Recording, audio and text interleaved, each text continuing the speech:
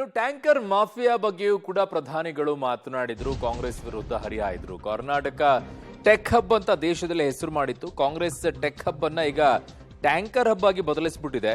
ಸರ್ಕಾರದ ಟ್ಯಾಂಕರ್ ಮಾಫಿಯಾದಿಂದ ಜನರು ಬೇಸತ್ತು ಬಿಟ್ಟಿದ್ದಾರೆ. ಕಾಂಗ್ರೆಸ್ನಲ್ಲಿ 2G ಸ್ಕ್ಯಾಮ್ನಂತೆ ಹಗರಣ ನಡೀತಾ ಇದೆ. ಲಕ್ಷ ಕೋಟಿ ಹಗರಣ ಮಾಡಲು ಕನಸು ಕಾಣ್ತಾ ಇದ್ದಾರೆ ಅಂತ ಆಕ್ರೋಶ ವ್ಯಕ್ತಪಡಿಸಿದರು. कर्नाटक और बेंगलुरु जिसे दुनिया में टेक हब पर जाना जाता है, टेक हब के रूप में पूरे विश्व में हमारे कर्नाटका ने देश का नाम ऊंचा किया।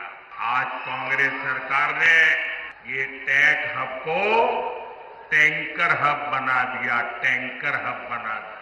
पानी के लिए टैंकर माफिया लोग मनमानी वसूली कर रहे हैं और इसका भी कमीशन कांग्रेस के लोगों तक पहुंच रहा है। लेकिन कांग्रेस इतने से संतुष्ट नहीं है।